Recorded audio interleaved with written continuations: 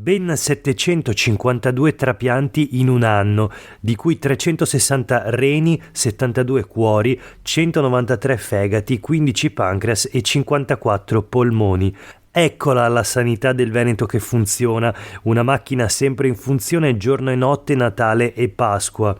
Questa è tutta vita, sono numeri che non abbiamo mai visto nella storia del Veneto, dice orgoglioso il presidente Luca Zaia, illustrando le curve crescenti di questa eccellenza riconosciuta a livello nazionale, perché esiste un ranking anche in questo mondo di vite che ripartono, con Padova e Verona in vetta in quasi tutte le specialità.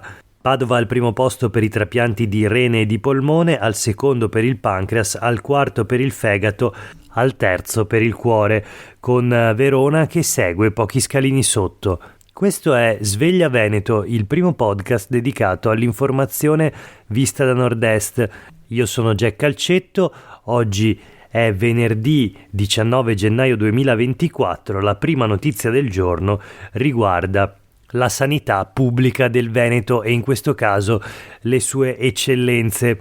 Nel 2023 è stato infatti il record di trapianti nella nostra regione. Padova e Verona sono in vetta a livello nazionale. Cuore, fegato, reni e polmoni sono le eccellenze.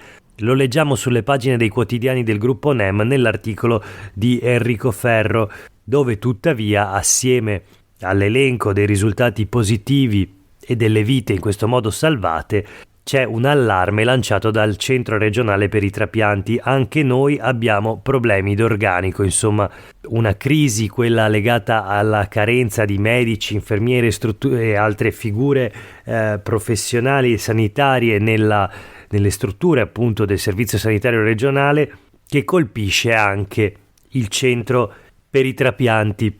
A parte questo, la notizia è del tutto positiva, crescono i numeri dei potenziali donatori, 361 in tutto, quasi un quarto in più del 2022, segno che la cultura della donazione è diventata endemica in Veneto. E poi è stato anche stabilito un record. Il donatore più anziano, residente in provincia di Padova, aveva 92 anni, ha donato il fegato a un altro anziano, come ha spiegato il coordinatore del centro trapianti Veneto, Giuseppe Feltrin.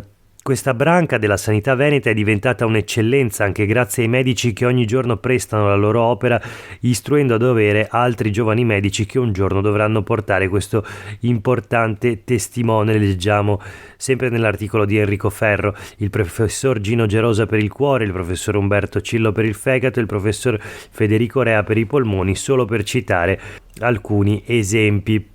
E poi appunto la questione degli organici. Il coordinatore del centro trapianti Feltrina ha ammesso qualche difficoltà per via degli organici, il cui trend segna significative riduzioni, come del resto in buona parte della sanità italiana. Per una macchina che non si ferma mai non è un problema da poco. Del resto è proprio il presidente Zaia che spesso ricorda come in Veneto manchino ben 3.500 medici. Questo per quanto riguarda i nodi della sanità, ma proseguiamo la rassegna stampa di oggi tornando ancora una volta sulla notizia forse di primo piano, quella che riguarda la proposta di legge di iniziativa popolare sul suicidio medicalmente assistito, o meglio sull'aiuto medico alla morte volontaria, legge che è stata bocciata martedì dal Consiglio regionale del Veneto per un voto soltanto. Oggi sulle pagine del Gazzettino leggiamo la versione di Zaia, questo è il titolo: io le robe le faccio, non cerco consenso. Fine vita, dopo la bocciatura il presidente scherza, io vittima come San Sebastiano. Dalla Lega ancora attestazioni di fiducia, Salvini e Stefani rilanciano il terzo mandato. Insomma, tutti i possibili segnali espliciti all'interno della Lega a sostegno comunque del presidente della giunta regionale Luca Zaia sono stati lanciati in questi giorni, anche se implicitamente è chiaro che il voto di martedì segna una svolta nel 14° anno di governo Zaia in Veneto. Il presidente non ha più la maggioranza, o comunque gli è mancata in un voto così importante e così delicato su una questione, quella del fine vita, che ha scelto di sostenere, in particolare dichiarandosi favorevole alla legge di iniziativa popolare che appunto martedì ha votato in aula, a differenza di buona parte dei consiglieri regionali leghisti che quindi per la prima volta non hanno seguito il loro presidente. Zaia oggi risponde anche alla proposta del comitato promotore della legge, l'associazione Coscioni, che con Cappato, tesoriere dell'associazione, aveva proposto nei giorni scorsi, anzi ieri ha proposto a Zaia di andare comunque avanti sulla strada della regolamentazione dell'aiuto medico alla morte volontaria con una delibera regionale. Zaia oggi dice: una delibera per definire i tempi, verificheremo, ma finora per 6 procedure le risposte sono state celeri. Nel frattempo vediamo le regioni vicine, Friuli Venezia Giulia. Io votai contro, ma non vedo sconfitte, commenta Massimiliano Fedriga, contrario quindi alla legge sul suicidio medicalmente assistito.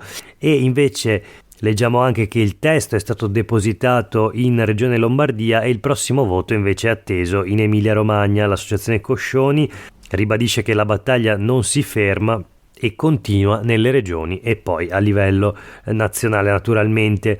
Sempre sulle pagine del Gazzettino altri titoli: gli ultracattolici non arretrano, chiedono di potenziare le cure palliative. Menorello dell'associazione Ditelo sui tetti dice: nei prossimi 4 anni 160.000 veneti non riceveranno le cure palliative, nonostante qualcuno si vanti che va tutto bene.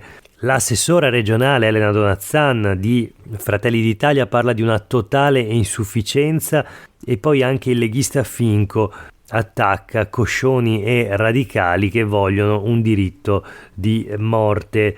L'evento è stato ieri ospitato da Fratelli d'Italia in contemporanea ad altre regioni e c'è chi ha detto durante questa conferenza stampa: assediamo chi fa le leggi, serve lo scrutinio segreto per questi voti. Poi il Gazzettino intervista il segretario regionale del PD Andrea Martella, che cerca di sminuire quanto accaduto tra le fila del centrosinistra nella votazione di martedì. Ricordiamo, per l'esito del voto negativo è stato determinante l'astensione di una consigliera del PD, Anna Maria Bigon. Martella invita il gruppo regionale a ritrovare coesione e dice: capisco l'attenzione verso il PD, ma il dato politico è la divisione del centrodestra e il fatto che Zaia non è stato seguito. Queste le parole di Martella, che comunque si scontrano con una realtà in cui è oggettivo l'esito di una votazione che ha visto 25 favorevoli, 22 contrari e 3 astenuti, quindi il mancato del raggiungimento del quorum necessario, il 50% più uno dei favorevoli, proprio per un voto di astensione della consigliera regionale del PD Anna Maria Bigon. Insomma, se il gruppo fosse stato davvero coeso come oggi auspica Andrea Martella, la legge sarebbe stata approvata e oggi il Veneto sarebbe la prima regione d'Italia ad avere una legge sull'aiuto medico alla morte volontaria. Non è andata così. Proseguiamo con la rassegna stampa di oggi, sempre sul tema del fine vita. Gli ultimi 2 titoli dalle pagine dei quotidiani del gruppo NEM: politica, etica e diritti in Veneto, Zaia, segnali di pace, la Lega insiste per il 3° mandato, il presidente dichiara Salvini contro il fine vita, ma Stefani invece la pensa come me. Stefani è il segretario regionale della Lega, salviniano e deputato.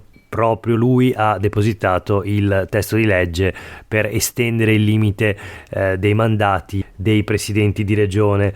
Sugli alleati, Zaia dice: io all'angolo, se non mi ricandidano hanno un'autostrada. Insomma, una dichiarazione che potrebbe essere in qualche modo un avvertimento verso la Lega.